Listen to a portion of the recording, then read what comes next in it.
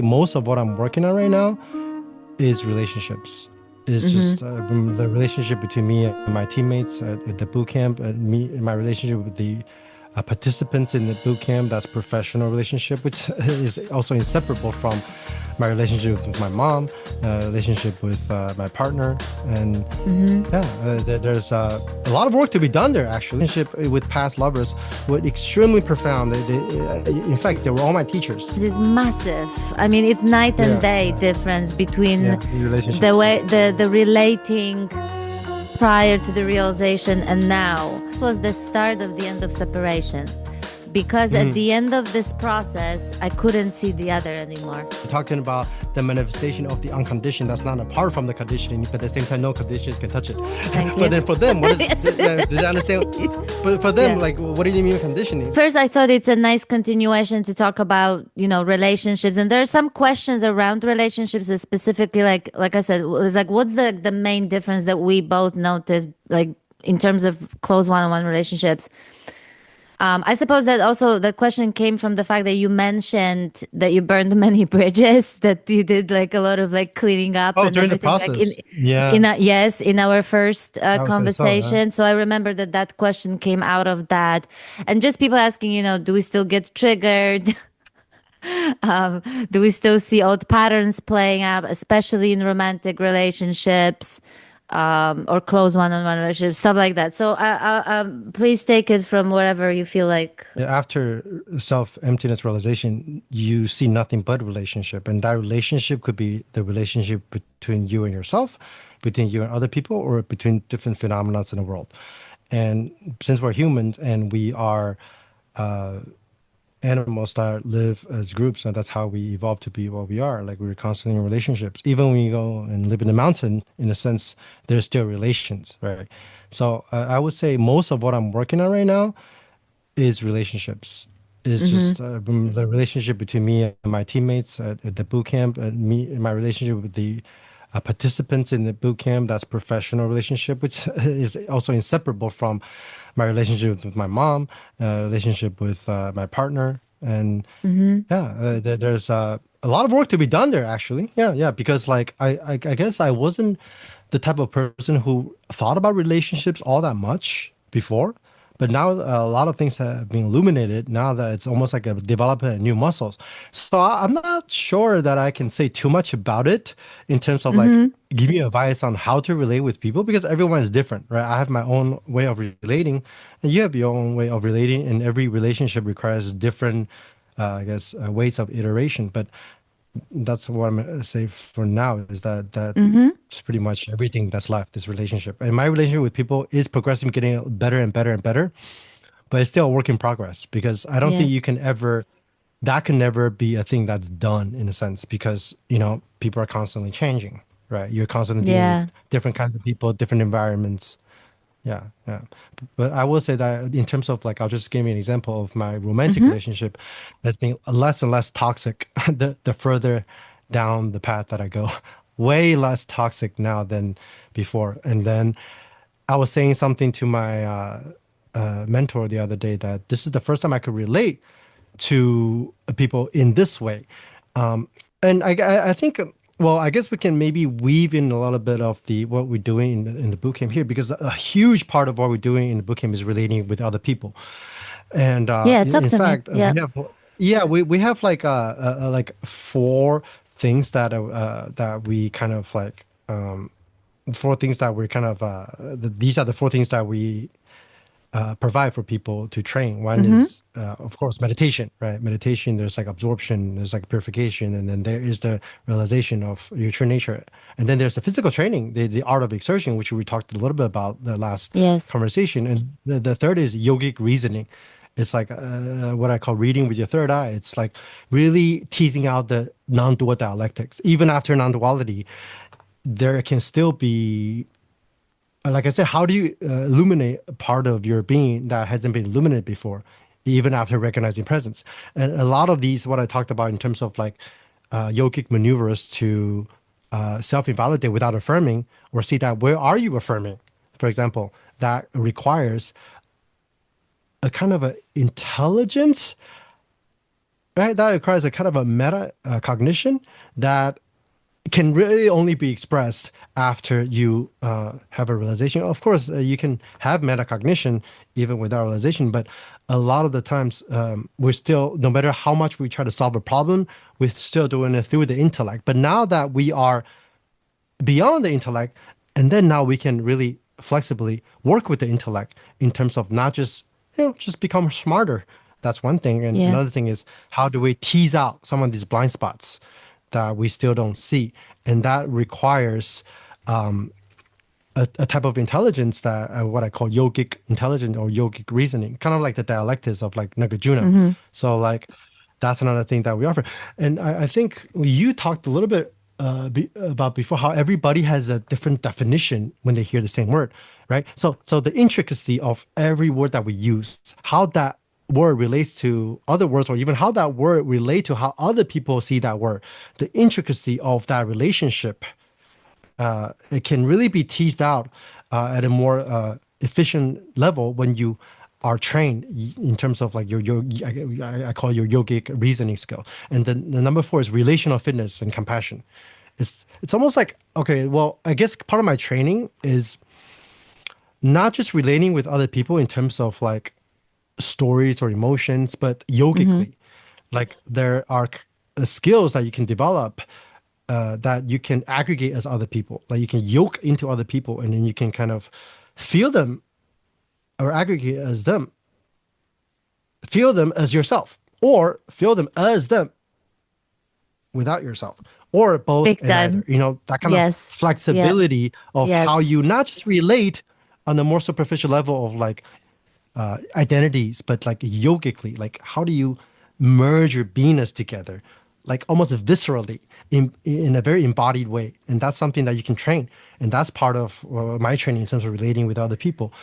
And then after we sit every morning, immediately there's an hour of group discussion where you give immediate feedback to people's meditation sessions, where a lot of people don't really have a chance to do that. They just sit, and then they don't have a teacher, they don't have a group, and then they don't have any feedback. So it's very easy to just get stuck in your tendencies, not knowing know what to do, what kind of maneuvers to make in your meditation sit, which in turn lead to different routings. But that's another topic. But relation, like, is such a broad topic, right?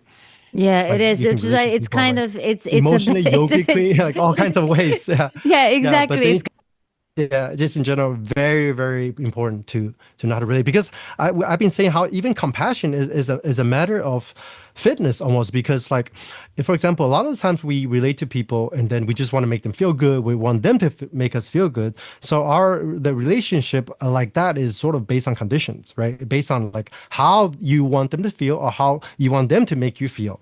But then sometimes we see blind spots in other people. We see that, oh, maybe you need to look at that, but then we need to let them go through the process of their own iteration, which might not feel good all the time. But then if you are in a romantic relationship, you want to, sometimes I tend to like maybe overprotect my partner, mm-hmm. where I can see there's some kind of a blind spot and I want to point out to her. And the fitness there becomes, can I be flexible enough to point out her blind spot at the edge of this dance between being and presence, and not go too far, and neither do I just not say anything. Because if you don't say anything and you let, or if you say good things to her and just make her feel comfortable and nice and be nice, and that is actually not compassion. A compassion is actually the fitness and ability to stay with the difficult emotions, right? So that you Yep. can have difficult conversation, engage in difficult conversations with love and with radical honesty, and that doesn't always feel good, right? Nope. On the Yep. surface. So that's a skill. That's a skill of fitness, actually, in Yep. order to relate with other sentient beings, and where maybe you don't get triggered anymore, maybe you don't suffer anymore, but that doesn't mean that they don't. So how do we experience them from their perspective, and from my perspective too? And both and Mm-hmm. neither. This kind of flexibility is where the Yeah. I guess maybe in the Mahayana tradition, they call it the higher Bhumi territory. I'm not too familiar with that map, but it is like a map Mm-hmm. people sometimes use. It's like this Bhumi's territory. And speaking of the Bhumis, if you want to look at like the sort of the anataralization, could be said to be only the first Bhumi actually. But then the rest of the path, all these different Bhumis about developing different skills, capacities as life itself. Yeah, and it's Yeah, endless almost, right? And the relational skills is just part of that. It's a big part of exactly. it. Is what I'm saying. Yes. Yeah, yeah, yeah. I mean, before I add my 2 cents, I'm curious because one of the things you said was that your relationships now are way less toxic than they used to Way less be. toxic. So Yeah. I'm curious, what does that mean? What were they like then? What was the toxicity about before, and what that lack of toxicity now is about? If Oh, you could share that, if interesting. you're I'll give happy you. to share that. Yeah, I'll just give you a very specific example. I was like Yes. looking through my old hard drives like a few days ago, and I found videos of me recording myself lighting a cigarette and then just burning my face with the cigarettes, and then lighting my hair Frank. on fire, lighting my hair on fire, and then burning my entire bed. That's the kind of shit that I used to do. Like this is like maybe 10 years ago. And then I was Yeah. sending to my ex-girlfriend and then be like, hey, you gonna break up with me? This is what I'm gonna do. So it's extremely toxic in Oh, that way. Yeah, it's extremely wow. bad before. Yeah. Yeah, yeah, but Wow. then it's like I never really physically harm anyone. It's always kind of I did a lot of self harming, but then I was also hurting other people because I was kind of like threatening her to like stay with me or Yeah. else that kind of stuff. But Yes. like Yeah. yeah, I never really had bad intentions. But then you look at something like how does that happen?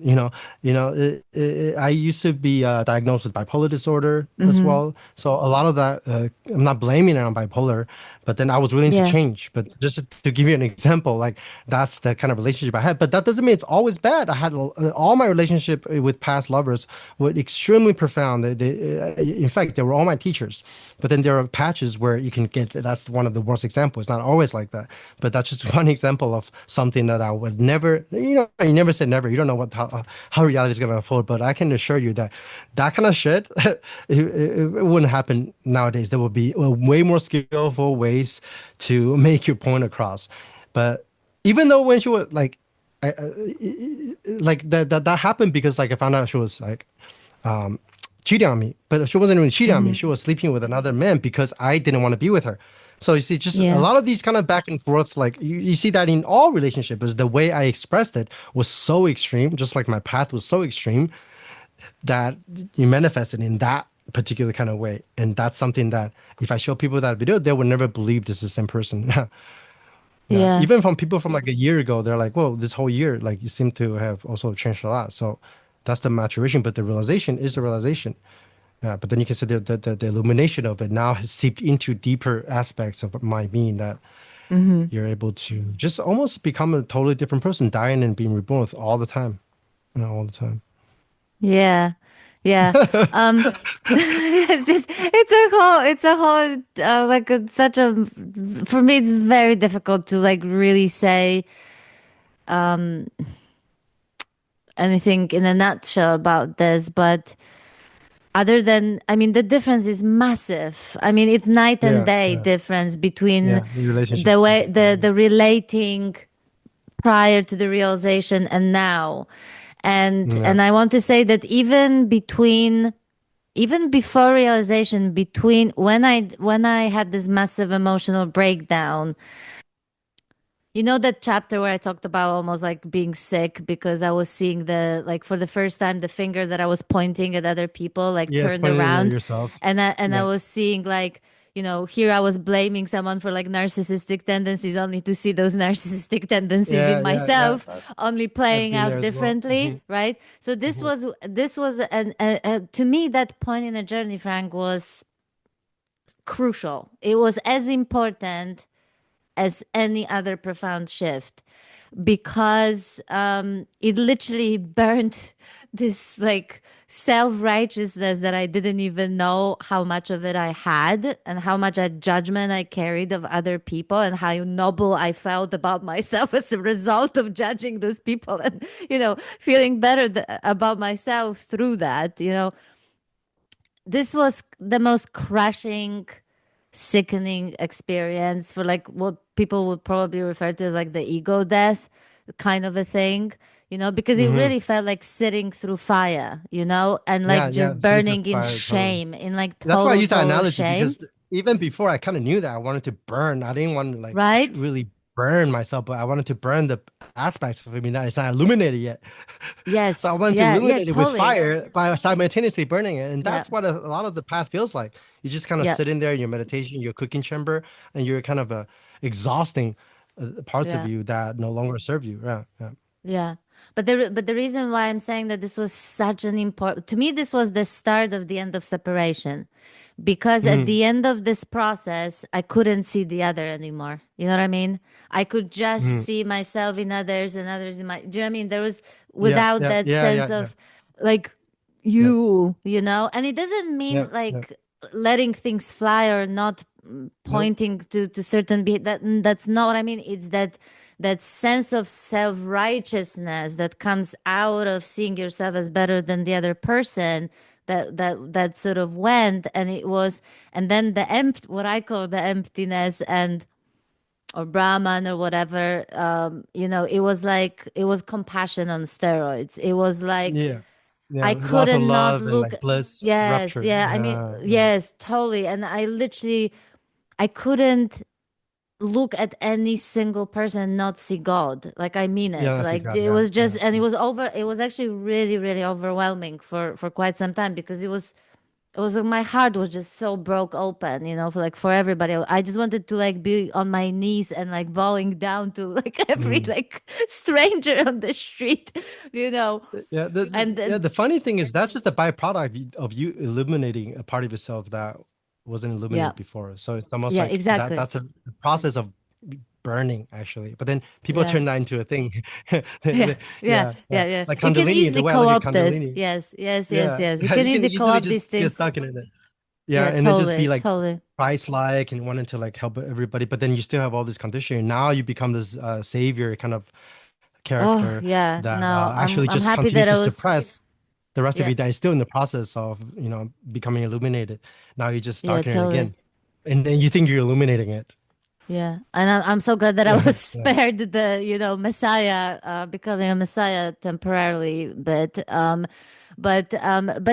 it was beautiful. It was overwhelming, and this was also the first time when I experienced when someone spoke to me and shared their pain, their emotions, where there was no separation. It was like I was in their Mm. body feeling what they were Yeah, yeah, there are feeling. definitely experiences like Um, that. Yeah. but it wasn't, and to an extent, I would say this is even more now. And this has been something that's been really, that's new for me as well now in a completely different way, where it's almost like I can't describe it, Frank. I spoke to a friend yesterday and she was just sharing really tough. See, I even get emotional from remembering what she was saying, because she's been through a lot, she's been through a lot. And that's exactly, it was like I felt like there was no me or her. It was like her Yeah, yeah, yep. experience was my experience, including emotionally. And um I can't describe it, but it's very different to the compassionate one that I had Yeah, after emptiness. It's very I different. know I don't know exactly what how you're to. talking about. Yeah, I don't, I know and exactly what in you're talking that about. sense, it's. So it's funny that we're talking about it, because I just actually realized that even that has changed, in a sense that before, even few months ago, I would have seen things in someone's experience, like blind spots and conditioning and all sorts of things. And there would be maybe a little bit of an urge to like point that out, um, because I couldn't help but see this. And now there was like nothing. There was literally just her experience. It was just the experience, without Mm, any of that. It was like mm, pure experience, like pure, pure. Um, yeah, I'm gonna move on from this one, because I really don't have words to describe it. But I literally just realized how even that has changed. But when I mm. talk about it, it has nothing to do with oneness with anybody. It has nothing to do even with, I would even say, with compassion, like as a thing. And it's also not, it doesn't feel like a burden at all. it's not like it weighs somebody's experience like weighs on you because if that yeah. So anyway, I don't know if you have any thoughts on that, then tell me because I just realized it's like kind of new, another new thing that came Yeah. up just now. Yeah. Yeah, totally. Yeah, yeah, I can relate to that. When I was talking earlier about having this yogic capacity to, I guess you can call it, share both of your karmas. It's like now there is not just one being trying to be Mm, compassionate or even trying to help the other person. Now it's a mm-hmm. shared thing. So that's when you start to take on the afflictions of other people. And then how to navigate around that is actually part Mm, of my training, actually. But also that doesn't mean that you can't point out her blind spot either, because that's one yeah. maneuver, right? Just being with her and share your karma, or even just by being with her that way without even thinking about healing her or about spirituality or about this or that, Yeah. that in itself can already start to, I guess, in a sense, that's I guess in Western, that's what Christ consciousness is. Christ consciousness is this a way of relating with others that you can just, without separation, without trying to be compassionate towards the other person or Mm-hmm. creating a subject Mm-hmm. object split, just almost take on their karmas and then untwisting it just because you Yeah. have the capacity to sit with it, but she doesn't. So that's Mm, one maneuver. Yeah, yeah. So there's so many yeah. different maneuvers too when it comes to relating. And that's why we call Yeah. the higher blooming territory. It's all about that. Sometimes you do need to just say, hey, you do not see that? But then Oh, totally. let her Yes, feel of that. course. Totally. Yeah, Yeah. yeah. Yeah. Yeah. There's so many different Oh, ways. yeah. Yeah, For yeah. me, that it has nothing. Yeah, no. It's just that I know it's like in terms of this particular experience, there's almost like It's there's new. just Yeah. something so. Oh, yeah. But no, it absolutely doesn't mean But then you that also you cry can't with them point. too. Yeah, Yes, yeah, yeah, exactly. yeah. And Totally. I Oh had that my experience God. in It's total. That literally. this is also new to me. Yeah, because that's why I said earlier, this is the first time I relate to a partner, a romantic partner this way, where I can literally just go in, I'm not even trying to go Mm, inside you. I'm just trying to relate. I just trying to relate with you. Actually, people are, sometimes ask, what's the maneuver to do that? You don't even think about maneuvers at that no. point. There can be maneuvers, but the ultimate maneuver is just care. Like if you care about this person and if you have sort of the flexibility in your being and presence to aggregate as them or even to Mm-hmm. share your karma, because karma is not something that belongs to anyone. It's relational, and you can only see the relationality of karma after you realize self-emptiness, actually, because otherwise then you are just going to see your karma versus my karma, and the Yes. relating, again, like I said earlier, would just be conditioned. Yeah, and there's the self that's at the center as a reference point because you sort of look at the other person through that lens of what does it mean about me? Yeah, What do I need from them? So it becomes yeah, very yeah, transactional kind of a thing, but it always goes back to what does that mean about me? How does that affect me? You know, yeah, yeah, me, basically. yeah, And it yeah, gets, very, very subtle to the point that you're not even aware that you're doing it. So, um, yeah. so I would say that's a massive difference Even in trying terms to of make her that. feel better. Yeah, even Yeah. just a very subtle, you might think it's virtuous trying to make her feel better. In a sense, Yeah. it can be about you too. You want her to feel good about the situation so that she stays with you, right? Or you can One make example. Yeah. someone want to feel better so that you can feel good. Like, Yeah, exactly. So you not can feel allowing that like you're the someone one to that's go saving through. her. Yeah. Yeah, Yeah. saving or And whatever, not yeah, because yeah, it will look noble, I want to help, I want to yeah, save, but actually, you're really doing that because you want to have peace. You yeah, keep things calm and quiet because you want to have peace. So it really has nothing yeah, to do with the other person or even relationship. It has everything, again, me, right? So, but yeah, yeah, yep, this is very, and I'm glad that you sort of because I want to make it very clear. I'm just speaking about one situation where this was like the experience, but there are millions of other situations where if someone asks me for my different. Yeah, input, or there's a context where actually someone maybe I don't know blames me for something that is just I find to be unfair, that I'm then I'm not gonna sit and not say it. It's like right, it's like so it's yeah, yeah, really exactly. Yeah, it's very flexible. Yeah, it's going back very to how flexible flexible. it There's can no be. like this is Sometimes it how we can be do. about you. Yeah, yeah. Yeah. Sometimes the most ideal situation is to substantialize the self in order to draw boundary. And Yeah, someone who is stuck in totally. no self would have no Yeah. flexibility of doing that, because then they will verify that as being negative. Yeah. So Yeah, one of the yeah, questions someone asked was like how I someone said I see conditioning, people operating from conditioning all around me now after awakening. And there's like a longer story, but like this person presented it as like an issue. Now that all I Mm. see is the conditioning, and it's like it seems to be an issue for this person, you know. And Yeah. so there wasn't really a question, but it was like she didn't really have a question, but that came up a lot when people awake and then they see people operating Mm. from conditioning, basically. And yeah, I haven't had the chance to even like think about this question. So I don't know. Is there something that comes to you when you hear this question, Yeah, yeah. this I issue? think, yeah. I can also relate that to different phases of the path. But I think most of that comes from, I guess, your own projection of what you think conditioning should look like. Like that. Mm-hmm. It's still kind of you're trying to illuminate that part of you that's still. I'm not saying that's exactly the case, but there was after my first Vipassana retreat, as an example, so I can bring it back to my personal journey because I don't want to assume anything about this person. I can only relate to my journey at this point. So it's just like after my first Vipassana retreat, which was like, I don't know, 7 years ago, I came out of the retreat and realized everybody was fake. It was like everybody's acting on a stage. You're all in a Truman Show.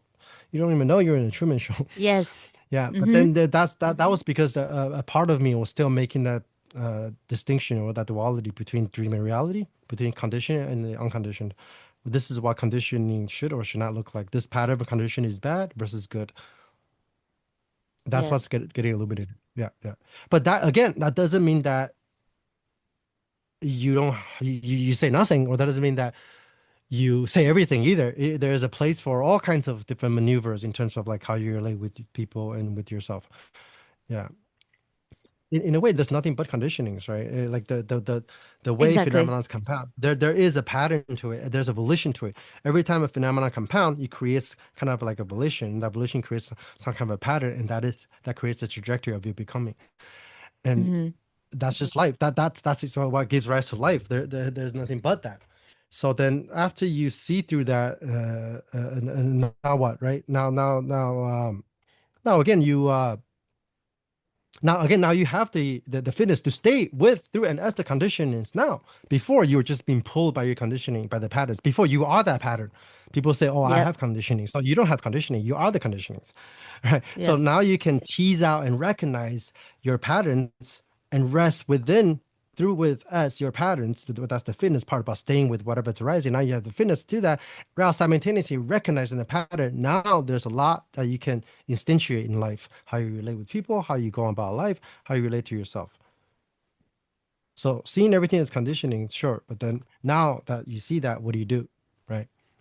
Yeah. You play around. It's almost like the way phenomena compound, how conditionings twist in and out becomes the art of your life.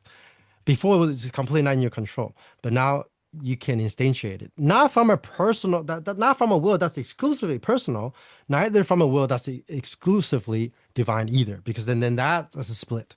Oh, my will versus God's will. When you see that thy will and your will also collapse in its distinction, now you have the flexibility to uh, create mandate with reality as reality. Yeah, and then there's also a skill, kind of a yogic skill in which you can do that. Yeah. Yeah. Yeah. Yeah. It's interesting because this is actually not just one person. There were four people that asked four different questions, but around the same thing. Mm, mm. And they pointed to basically seeing people operating just from that, like what they would describe just conditioning, and they're There's sort of conditionings. seeing Yeah. from, I think you that's know, beautiful. right. Yeah, I think, I mean, I don't have anything. I'm not sure what to say because I think, like, to me, I don't see it It's not a as problem an at all. issue. I Yeah, just it's not don't an issue at see the all. fact that we all Yeah. operate from conditioning, doesn't matter As where we're conditioning. at, or as Yeah. conditioning or whatever. So, Yeah. and in fact, I would say that every shift illuminated something that was not previously seen as far as certain Yeah. patterns and because so Yep. much of it, like they said, that 95% of what we operate from is completely like we're not conscious of it, right? So, NPCs, what they call right. NPCs. So Yes. Yeah. yeah, so I would, so so yeah, we're human, hey. Yeah, there's conditioning, and it's like Yeah. I don't see it as an issue, but it's like you said, it's all very contextual, and I would say that one of the things about realization and in terms of relationships afterwards is the freshness. The freshness of So you're relating. Mm. the freshness of relating, right? And just that there isn't like, oh, in a situation like this, I act this way, and in a situation like Yeah, yeah, this, that's in the this I flexibility that I act was that talking way, about. right? Yeah, There yeah. may be times when if someone asks me to point something to them, then I'm happy to do this. Sometimes I point something without being asked, and someone might not actually like it. And then Mm, you have to be willing to take that, that you point something right. and someone tells you off, for example, because I mean, it's not like I'm sure I fuck up all the time with like relating, in all sorts of ways that someone may or may not communicate to me. Like I really don't know. But the point is Yeah. that you're in it. You're sort of Mm, in it freshly and you are with whatever comes as a result of that, and I don't know how to articulate it, Frank, but sometimes I noticed, and I would say that sometimes questions are more important than actual answers, and looking why we're even asking about something in yeah, the yeah, first yeah. That's a place. great point. Because That's a really great point. Yeah. right, like for example, if someone asks, how do I navigate relationships, or how do I navigate this particular relationship? I'm not saying that this question itself is not interesting or valid question. I'm just saying that like what are we actually asking here? Because a Right. lot, like, what do I do about this, or how do I navigate this, will really be a way of asking, like, how do I control this situation, or how do I avoid something in this situation? So it actually has nothing to do with Yeah, navigating or do exactly. you see what I Yeah. mean? Yeah, I see exactly what you mean. And that's something I was pointing out earlier as well, in terms of like we don't really understand each other unless we really sort of break down exactly what we mean, especially if we ask questions that are very specific and we in our mind just expect like one answer. It's like things are a lot more nuanced actually, because what do you mean by Yeah, conditioning, right? What do you mean by conditioning? Are we even talking about the same thing? When I say exactly. conditioning, when we're talking about conditioning, we're talking about the manifestation of the unconditioned that's not apart from the conditioning, but at the same time, no conditions can touch it. Thank But you. then for them, what is, Yes. did I understand? But for them, Yeah. like, what do you mean conditionings? And how did this particular set of conditioning play out in what context, with who? Like, who are you? Like, it's just so.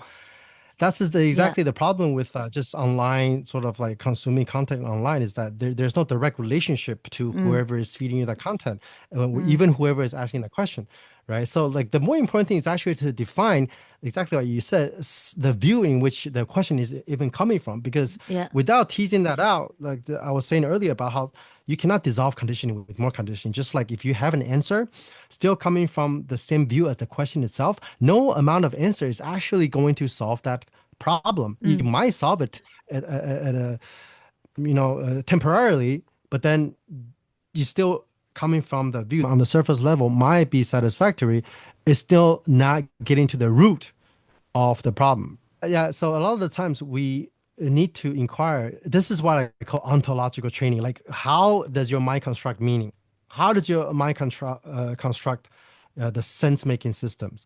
And if you don't see through that, and ultimately how you construct your view, then no matter how many answers that you get, it's still coming from the same dome or the same conditioning or the same view as the questions themselves. So you can never solve a problem using the same condition, the same view as the problem itself.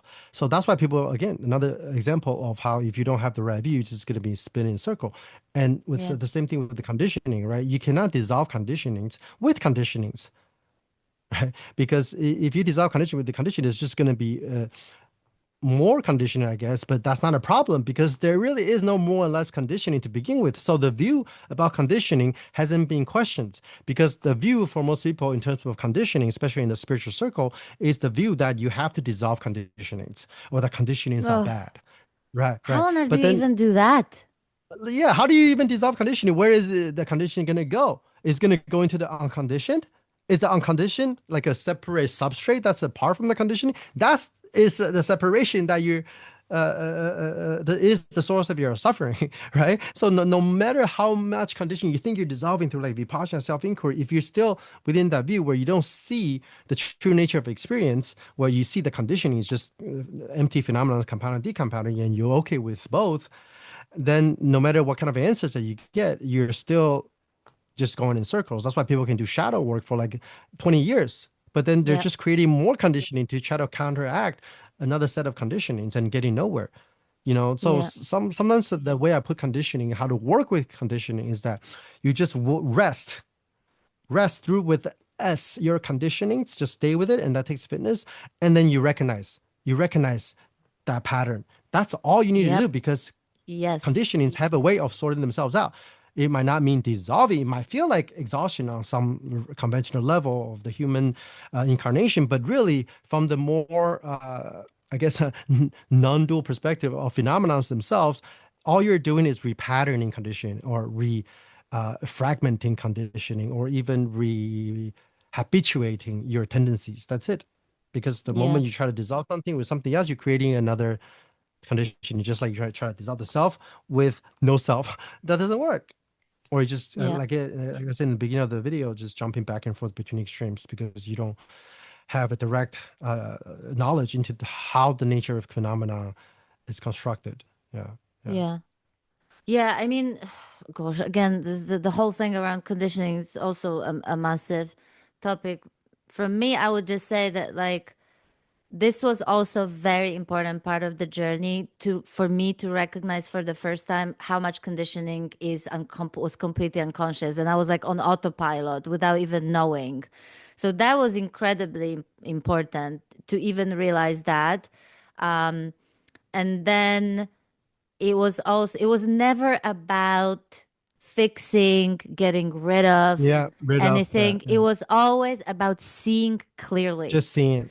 That's Just it. That's all seeing you do. clearly. That's Yeah. it. Because the moment one sees the pattern clearly, and not to mention the wound or the belief out of which that particular pattern arises, then it's immediately that pattern loses its grip. There's no Yeah. one needing to work on Yeah. it, because it Yeah. happens by the very, and there will be certain patterns that and I'm speaking for myself here, that some patterns can, what I call like echoes or residues of patterns. There will be certain reactions or certain something happening in the body, some discomfort or something around certain situations, you know um for example. But again, it has nothing to, at this point, I don't know. There was a point at which there was like an inquiry into those things, like a really intense Mhm. inquiry into those things, and this was very, very, very important. Now it's sort of like things sort of reveal themselves. I don't know. There's no Yeah. even like, There's I not would even an say like attempt to try to like eliminate it. Yeah. yeah, there's It's no more attempt like to do just a anything natural about it, to process. even understand it, or to look at it even, or something like that. It's sort of there, on display. I don't know. And Mm. it's kind of like your body. For me, my body makes it very obvious when something, if there's any Yeah. like a discomfort around maybe certain situation, or a person or something like that, you know, then yeah, I mean, I suppose I don't even need to know what that's about, because there's such a beingness with the discomfort that's there, Yeah. that You're able to stay with it. Yeah. yeah, Yeah. and Yeah. usually if something needs to be revealed about that, it sort of reveals itself, as opposed to me trying to figure it out, or sort of, do something Yeah. about it.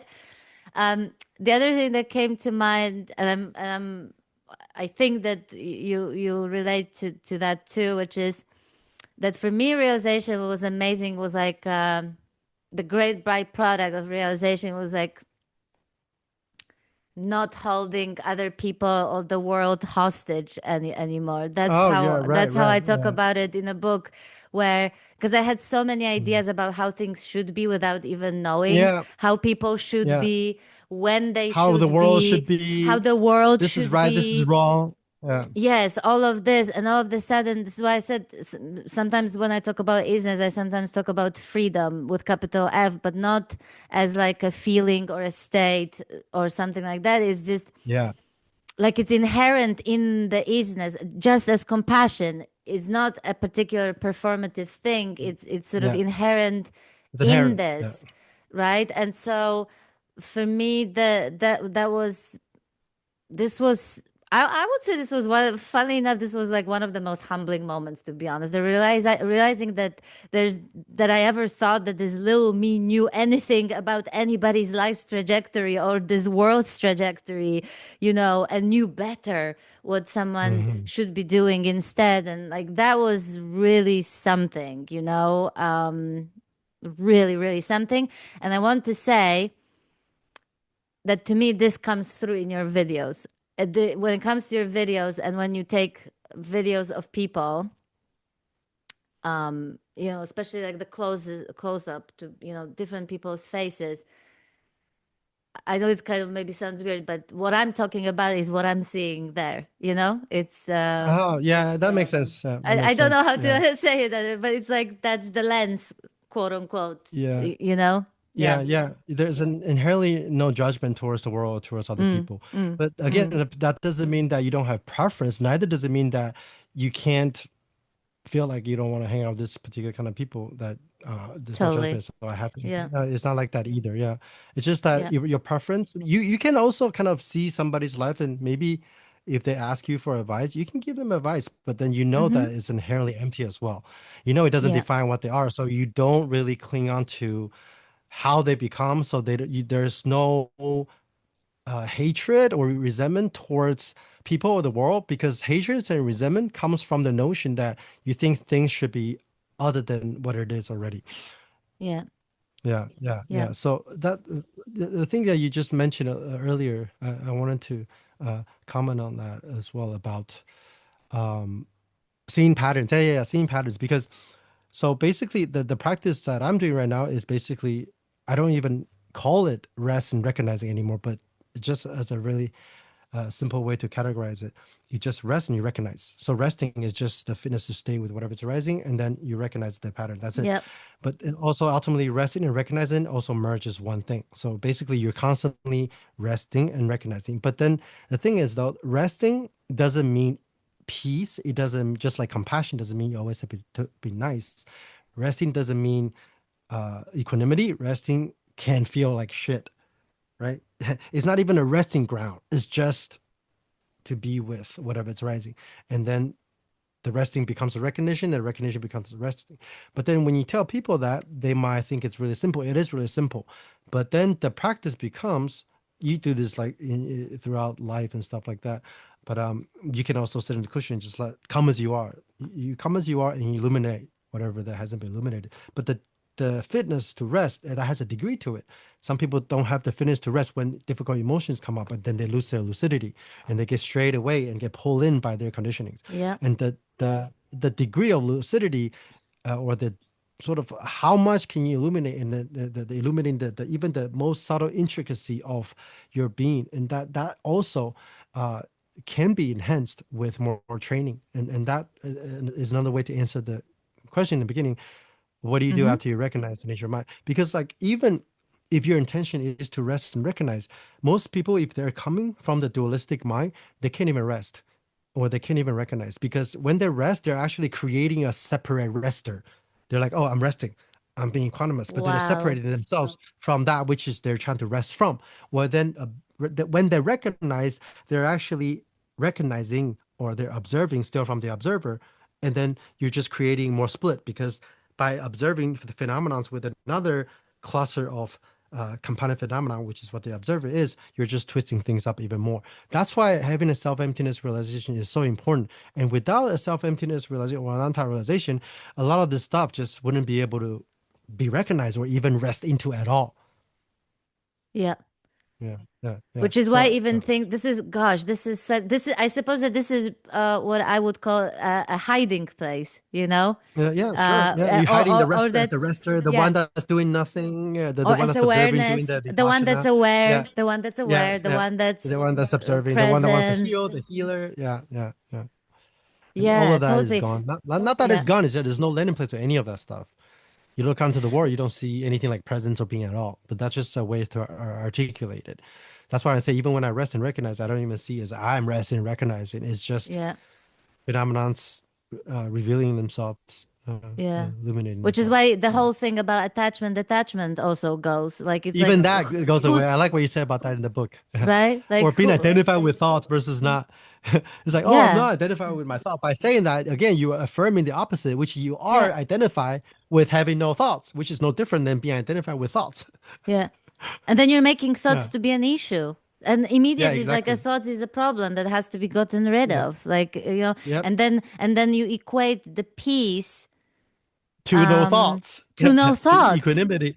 Yeah, or you exactly. Then, equate yeah, peace to no some kind of a triggering, state. no Yeah. something, no uncomfortable emotions, that kind of Yeah. thing. Yeah. Yeah. Yeah. That's another So part of the book that I really like when you say you can still feel embarrassed or uncomfortable. Totally, yeah.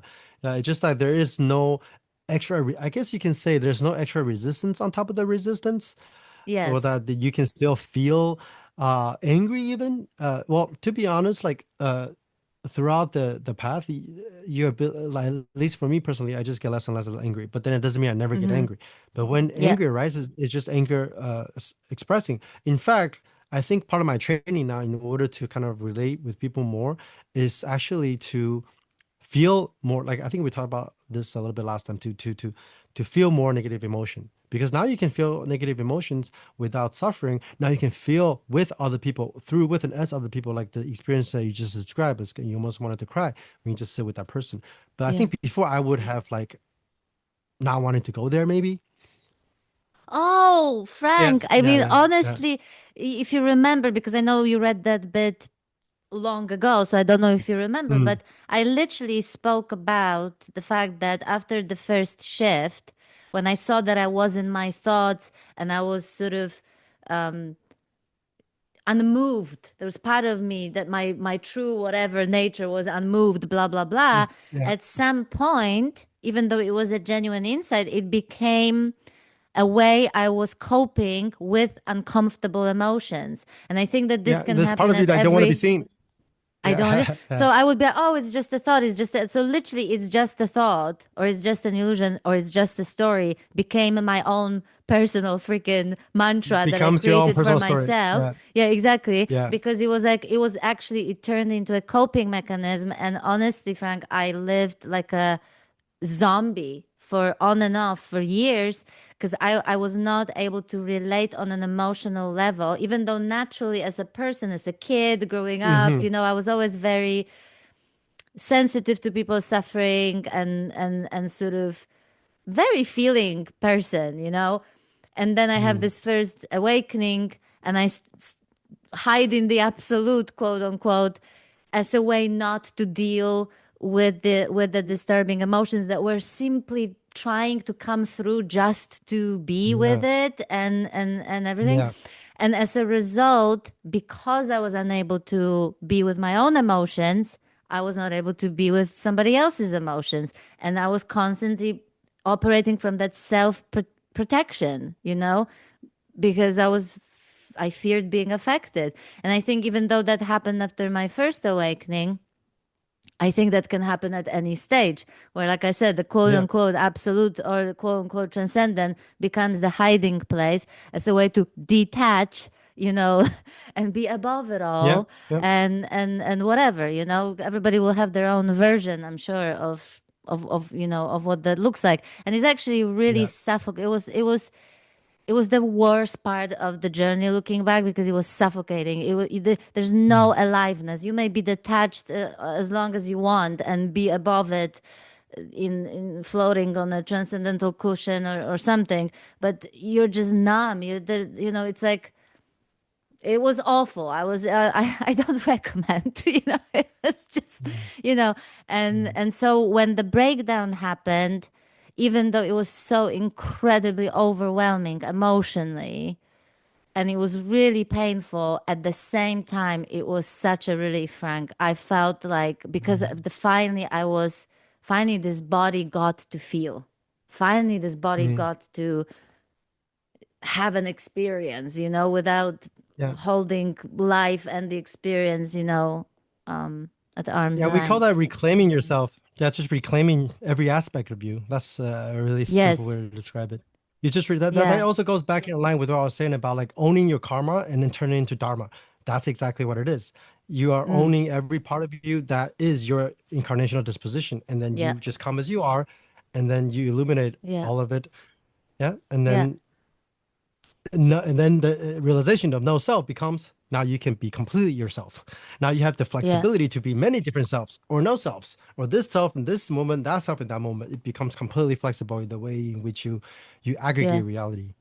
With all the Yeah, consequences, with all the yeah. consequences, in a sense With the that like, actually with the consequences too. Yeah, yeah, there can yeah, be consequences, and yeah, yeah, that's why you take ownership. You reclaim even your consequences, and that's another thing that I was learning in terms of like maturing is that you take full ownership of whatever it is that you do in life, including totally. yourself. Yeah, yeah, yeah, yeah.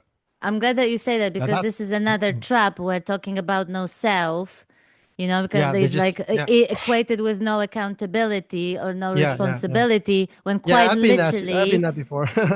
yeah, me too. Which is why, to an extent, it's actually quite literally the opposite, because it's almost like It's the opposite. Yeah, accountability is inherent with the realization as well, yeah, because everything yeah, is yeah. out That's on beautiful. in the open. And Unopened. so, Yeah, yeah, right? And so, yeah, in yeah. fact, I would say, speaking of relationships, if something another thing that changes, that you're whenever there's a situation or something, you're always aware, kind of, that there's a conditioning at play, and you see the inherent Yeah, innocence of that in yourself and yeah, in the other person. And so you kind of, it doesn't mean, again, that you tolerate behaviors or put up with things, not at all. But there's almost like, it's like taking the big chill pill around this as well, mm, in a sense, like I get it. Like I get that there's a wound. I get that someone fires off with like massive reaction, because it clearly, you just see the play of it, because you've yeah, seen it in yourself. So by extension, you see it in others. So it's like, I wouldn't even say that yeah, I yeah, don't judge, and because I think I yeah, judge all the time. Like I judge how yeah, people that's the dress. thing. Yeah, I judge how, yeah, yeah. I'm talking That about to me more is fundamental preference. judgment. Yeah, yeah, Yeah. fundamental of it. That's what I'm trying to get at too. It's like, oh, sometimes I pick people that are more interesting to film. That's a preference, but it's Yeah. not a judgment. It's Yeah. not judging their inherent being to be this or that way. Yeah. Yeah, yeah. Yeah. So Totally. that kind of answers the question about relationship. I think every questions that we try to answer today has been covered in everything that we say in different levels of complexity Yeah. or subtlety or simplicity. Yeah. Yeah, yeah. Yeah. Yeah. Totally. We even And get to weave into like what I wanted to talk to you about in the beginning, which is like how your journey maps onto like most people's journey if they have a context of spirituality or kind of follow some kind of a tradition that we also kind of weave that in there. So that's really cool. yeah, I'm really glad that we did that, because, yeah, Yeah. yeah. But to me, the most important part in that is that life day to day, with everything that's included in it, is in no way seen as separate from whatever we call as real. To me, like, this is like the Not, biggest, not separate at the all. the Yeah, biggest, yeah. the biggest take from that. A collapsing of the two truths, ultimate and Yes. relative. Collapsing of the Yeah. truth. Yeah. Exactly. There's I. an inseparability between nirvana and samsara, pretty much emptiness and form. Yeah, and then yeah, Yeah. even spirituality collapses. That's why in the beginning I said this path, this dharma path, is actually ultimately about the end of dharma. Like dharma disappear into karma and vice versa. Like Yeah. where is the dharma? This here, this is also conditioning. It's also karma. Yeah, Yeah. Yeah, totally. yeah. Which is probably why I called the book Awakening to be Human, because what's left is, what's left is like, It's just a human honestly, incarnation. Yeah, It's just Yeah, a yeah. it's Another like way, yeah, it's just human. yeah, Yeah, yeah. It's just yeah, develop you as a human being completely based on your own like talent, disposition, whatever. So that to answer the question in the beginning, what's left to do? You just become fully human. And how do totally. you do that? Is different for everyone. Yeah, But that doesn't mean yeah, there's no development to go, right? Yeah. yeah. So I'm sure there is tons more to say about relationships, obviously, but honestly, I have no idea where else to go with this. Um, I think that unless was you good. We completed a circle. I feel great. like that was pretty So complete in terms of relationship. brilliant. Okay, so finally, um, I'm gonna read questions now that are basically to you. Okay. Um, I mean only to you, which is what made what made Frank wait so long before seeking out a teacher of his own, and what finally pushed him to take that step? Oh, I wasn't really seeking a teacher on my own. Just me and my business partner were starting the contemplative CrossFit together, and then we realized that it was very difficult for us to manage the group. So one of our friend, his name is Albert. He's also now one of the teachers, one of the instructors in CC. But he introduced us to our head teacher, Mei Chen. Yeah, they were just friends, and then he was like, "Oh, this guy, you gotta talk to this guy." Yeah, because my friend Albert also has a llama, and his llama is I think they're in Michigan, and he lived in his farm, and then he became a baker for many years. Actually, Albert realized anatta when he was 23. So that was one of the curiosity that my business partner Khan had about him. Is like if he realized anatta, and if people think it's the end, what's he doing in the next like 15, 17 years of his life? So he's learning from this lama. And then so he's like, okay, Wow. there's a rising master. He's a Buddha, and you guys should talk to him. And then that's how we connected. Yeah. Okay. How Mm, did yeah. meditation fit into Frank's daily life as he began to pursue it with more dedication? Were there any sacrifices or changes that had to be made in order to pursue meditation fully? Well, I started meditating about 2 hours a day pretty consistently, like 3 years into the spiritual path. Before I was doing TM, like maybe like twice a day, like 20 minutes a session. Mm-hmm. And then after my went to my first Vipassana retreat, it was at least 2 hours a day for the next like 10 years. I don't know. I think, yeah, about 10 years. So even now, like I don't sit alone anymore. I sit with my group. So our head teacher would give a transmission, and then uh, we would just sit with him, and then there are instructors, and then there are the acolytes from the bootcamp. We all sit together and they have a group discussion, and we do that um, about 4 hours a day, actually. Not just the meditation, the transmission slash meditation is like maybe an hour and a half long, and he'll give a dharma talk and a cool down speech, or the warm up speech, which is part of the dharma talk, and then the silent transmission, and then the cool down speech. After that, we jump into the group discussions for like an hour, sometimes an hour and a half every morning, and then at night we do it again for people in different time zones. So the second session, the night session, I sit with the acolytes, and I had to redirect the transmission because the first one is life and the second one is, and sometimes it alternates. We don't know which one is life sometimes, but I mean the Yeah. people, the participants, but it doesn't matter because even the live recordings, the transmissions is there. Yeah, and that's another really interesting that maybe I can mention is that when talking about Buddha, Dharma, Sangha, modernity, is that the Mm-hmm. modernity part is so interesting because now we have Zoom. We have Zoom, and then and our head teacher is able to store self-emptiness transmission in the Zoom, and then you can play it atemporally and you can still receive the transmission. And Yeah. how does one do that? That's crazy, right? Like that tells you that a continuation of development even after the initial anatta realization can allow you to uh sort of mandate reality, aggregate and mandate the geometry of reality in a way where you can actually uh, store transmissions in a Zoom. I wouldn't even believe that myself before I met him.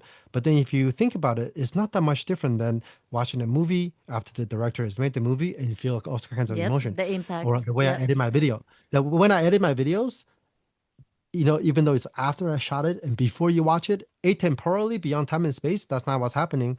Maybe I filmed this person here because there is already you they're watching it a certain way. You're already aggregated a certain way. Therefore, I aggregate a certain way across space and time to film that and edit this way and send it across space and time to, I don't know, 5,000 people, right? So like that's just how reality works, and then you can understand that at a level where you can actually engineer transmissions accordance to what kind of acolytes, what is their karmic trajectory, their karmic blueprints, and what is the Yeah. group's dynamic in each and every day, and then you can engineer a transmission. But then you're actually just creating a show. Like every day you create a show based on your audience reception of the show, based on each episode, how each episode iterates to the next episode, you create a show. So we basically create a show. And this show, instead of like imageries or like acting players acting on stage, it is a little bit of that because you can say my main teacher is kind of like the main actor, Yeah. whatever the case may be. We're just Yeah. manipulating energy. But then if you look at reality, what is this? This is just emptiness too. Like if you can create an iPhone, you can manipulate and you can engineer transmissions. It's just that nobody's ever attempted to do this actually. Yeah. Yeah. That's incredible. And then you can, I So told my mom, like, you can actually turn on the computer with my head teacher there talking. You can feel like you're like tripping on mushrooms. But then you have to learn how to like yoke into it in a way. And then that's part of the yeah. training. But Yeah, then for the training sure. is actually extremely simple. You just come as you are. You just come as you are. You just be yourself. And then the transmission, there are some techniques, very basic techniques, which is ultimately just be as you are. And then you kind of receive the transmission. And the transmission is not really just like I said earlier, not like one person is giving to another person. Is a co-orchestration process, right? So it's a co-orchestration process that includes, but is beyond space and time, because space-time itself is part of the geometry of that transmission. So then you yoke in the transmission, and whatever part of you that's resisting or grasping onto planetary experiences gets illuminated. So that part of you is the part of you that's twisted up, that isn't aligned with the pure intention of the transmission, which is the Buddha field. I guess you can put it that way. But then that's just no different than kind of saying, oh, if I have the receptivity to just tap into my true nature, a part of me will be illuminated. The part of the me that's resistant will be illuminated. But then doing it in this way, it's almost like somebody's helping you do that instead of just you blindly Yeah. following certain teachings and then untangling things yourself. You're actually that's just like he's almost like a spotter that just help you lift the weight in a sense. You can kind of look at it like that. Yeah, Yeah. but I don't have the capacity to do that. Maybe a little bit because I did give like a little bit of transmission here and there sometimes too, but nowhere in the skill of like our head teacher where he can just know exactly what you need and then blast out radiation, which is again not apart from your Yes. afflictions. They call it dependent rise, Yeah. but he's able to play with that process of dependent rising at a level where like most people can't. So then he would know exactly what you need, what kind of like untwisting you need, or even just hey, I you need to love do more that. of this in real life. You need to watch less news. That could be part of the Yeah. pet instruction. Well, for Frank, Yeah. for me, it was renouncing from females for a year, and then so this that was like a way for me to Cutting the untangle some of grass that in a trauma. straight line. Well, yeah, exactly. I think we talked about that a little bit last time. The part of Yes. the maturing, part of Yeah. the okay. Some people are familiar with the process of like wake up, clean up, grow up, and show up. So I guess they're not exclusive, of course, right? Then again, there's no distinction ultimately, but the There's growing no part, exactly. growing up part, and the showing up part. How to be a professional. That's something that's Big really new time. to me. Yeah. That's my practice right now, right? Yeah, yeah. Yeah. So for me, Same here. how Same how here. how do I entangle that? Yeah, we all can work on that, right? Yeah, Yeah, yeah. yeah. We can swap notes, Yeah. Frank, on that one. Um, so you sort of touched on that because the next question was, is there a baseline level of knowledge slash meditative practice that is required, or is it open to anyone, the CrossFit? Oh yeah, you need to send an application, and then we there's a selection process because there's only a certain number of people that we take because we don't want to make this thing huge, right? We just want to Mm-hmm. we work with each individual art class very, very carefully. Like not only do we get direct feedback immediately after the meditation, but we track our each art class process or progress every single day. We reach out to them every single not we don't reach out to them every single day unless it's necessary, but they have training logs. We have like notes to compare in terms of like, okay, this sit you're experiencing this and what kind of maneuver that you're using in terms of like even just a very simple fact of like getting out of your way to receive the transmission that's always there, the silent signal that's Mm-hmm. always there. How do you get out of your way? What's the maneuver that's Yeah. used for that? and what kind of routings do each of these different maneuvers make. So there's very specific nuances in our practice, and then also how do you relate with people, the way the group discussions will eliminate, oh sorry, not eliminate, illuminate a part of you that don't want to be seen, part of you that's hiding. How do you work with that without you going crazy, or without you like just like, oh Yep. fuck man, those people are just pointing shit out to me, I want to quit. There's different nuances. So like we are pretty Yep. careful in terms of how we select our accolades to fit the pattern of the current cohort. So if you get rejected, it's not personal. It just doesn't fit the tapestry of this particular cohort. Yeah, yeah. So there is a And his process last of question selection. is, how do people fit contemplative CrossFit around a busy schedule, or is it not really possible with working a conventional 9 to 5? Ultimately, there won't be a distinction. Ultimately, it's called an invisible monastery where the transmission is everywhere, right? Mm-hmm. But then I think if you are just signing up for the first time, you will need to dedicate at least 2 hours to 3 hours every single day for 3 months. Yeah. Then how do you gonna fit that into your schedule? And it's up to you. That's why it's also kind of selective because not everyone can find the space to be able to do this like boot Yeah. camp training. Right? Yeah. Yeah. Yeah. Another question that it has nothing to do with that. I'm just going through like the other question that wouldn't fit into like a group kind of a Mm. thing was, I'm curious to know what role surrender and feminine energy played in Frank's life. Oh, like more like surrendering, like no, it's funny I don't because have like details. Yeah. okay. Well, just again, like what do we mean by femininity and surrendering, right? You Yeah. can surrender. Sometimes when you surrender, it's actually a penetration, right? But I guess I can see what he's asking. Maybe I will just relay it back to my own path because like my whole life, maybe I was always very penetrative in terms of like I talk about like the BBC of the mind. I talk about like mind fucking reality. But then when Mm-hmm. I met our head teacher, his first comment to me was, "You need to get fucked more because like you need to be receptive more, so that you can kind of like flip that karma of you continuously because of the way you are dispositionally, and not just how you create art, how you relate with people. You're always the one that's penetrating. But how do you not receive while simultaneously penetrate? So how Yep. do you close that causal loop between like penetration and receiving? Yep. So that is a process where I have to kind of almost intentionally receive, but I didn't make it into a thing because I've already realized that all of that is empty anyways. But then that doesn't mean that there's no process in which I kind of repattern myself. So another part about surrendering that also ties back into the what I was saying earlier is that um, talking about becoming more professional, one of my job was to like again host co-direct a transmission every night, every night Mm-hmm. 7 p.m. And before there, I was like, "What? You mean like I can't go out and like I don't know, go on dates every single day for 3 months?"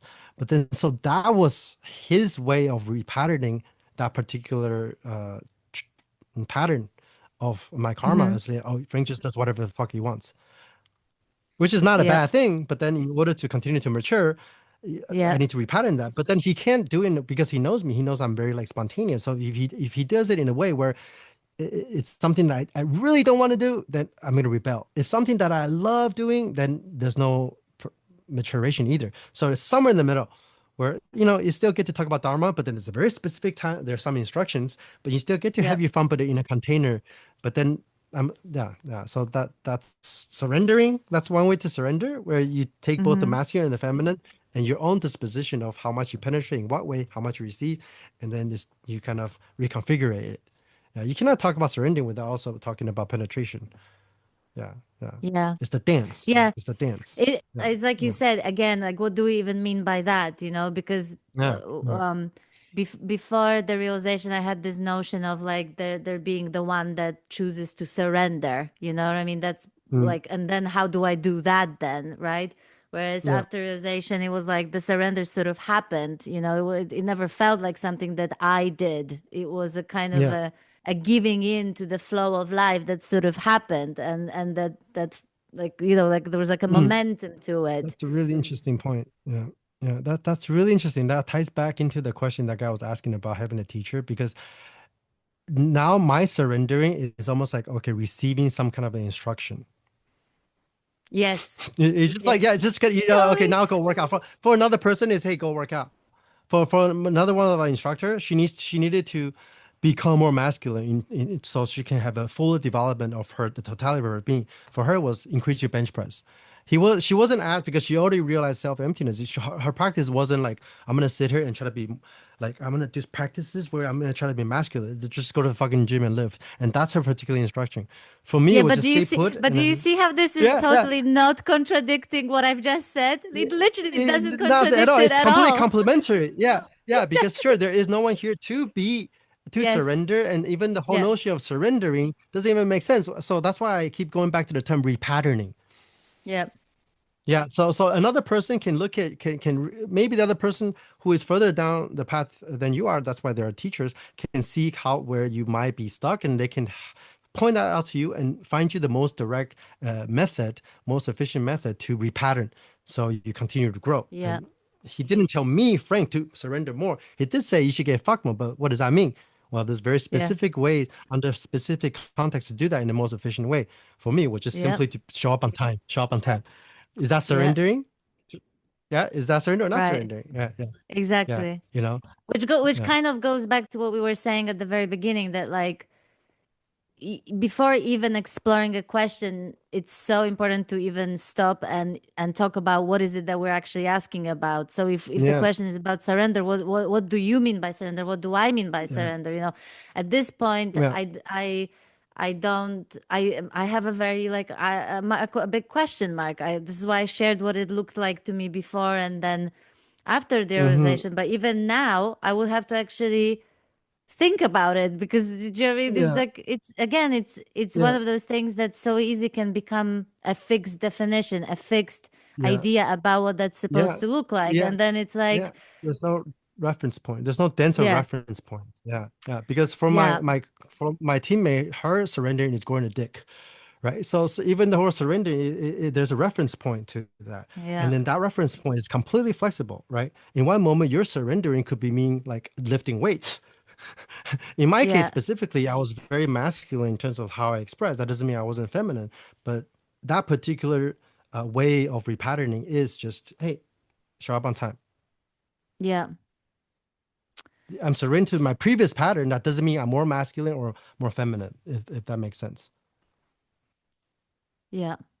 Surrendering to But it's a all certain of way of it. being. What Yeah, yeah, whatever that yeah, looks like, it's actually all part of that flow that yeah. It's I all part of mentioned that at the beginning. mandala. Yeah, yeah, It's yeah, all part yeah. of it. Exactly. So yeah. Um, Yeah, So even like whether it looks like one surrenders or not to anything, is it kind of becomes completely yeah. It sort will of look completely irrelevant different in other contexts. Yeah, or yeah, different. yeah, Yeah, exactly. Um, yeah. okay. There's a question because again, ungrouped kind of sort of question, which is I don't know if this was discussed earlier or if it's even appropriate, but I'm curious to know what was Frank's childhood like. So I know we don't have a lot of time to tell the whole story, but is if there is like a in a nutshell way to answer this question, would you be open to saying a few things? Okay, every time people are asking me about my childhood, it's like my first memory is me. I even made a short film about this in college as part of my thesis. My first memory is me seeing my grandfather through a keyhole lifting weights with his penis, and my grandmother was just kind of laying next to her, uh, chilling as if it's completely normal. Which who's to say it's not normal? But he had a fucking string attached to his dick, and then there was a weight tied to it to the end of it, and he was swinging it back and forth completely naked. And I yeah, so and then in my short film, I kind of recreated that scene. Oh, that's not the end of the story. After I saw that, I sprinted to my mom and I told my mom the Hmm. entire scene that I saw. And then her first question was, "Is he hard?" And I said, "No." So I actually turned that whole scenario into a short film. And instead of like lifting weights, a weight attached to the penis, it's a TV screen. So I hired an old couple just to play that whole scene. It's a TV screen with me inside, struggling. Oh, it's like a TV. A TV. He's lifting the TV, like of my memory. And then my mom was played by like a transgender white person, and I was played by just like this farm boy. I don't know. It's this whole thing was kind of. I think I used to be inspired by David Lynch a lot. So that's my childhood. Well, Well, that's other a than that, my childhood. mom, Yeah. yeah, Go my ahead. Go mom made ahead. me. violin when I was like 5, so that really changed my life. And then we moved to Your the your States mom from made you what? Your mom made play the you what? violin when I was 5 years old. Play the violin. Yeah, Mm-hmm. because I think a lot of what I'm doing here, it's in terms of like a lot of things that I talk about in terms of like the inseparability between art and creativity and fitness and realization, all that stuff started with my training in the violin, like the ability to like exert, to have discipline, to like practice in terms of like the intricacy of the geometry of like space and time, in terms of like sculpting time or through music, Mm-hmm. and just how to look at the world in a different way comes from like violin. So that really changed my life. And it's just like that's my childhood practicing the violin a lot. Yeah, There's like massive. But yogic also, abilities that I've been talking about. It's like yeah. violin. It's like the string, like But vibrations also like syncing massive up. creativity, right? I Yeah. mean, massive creativity with you. You were filming since you were what? Didn't you say Oh, like when I was 12 or 14, something like that?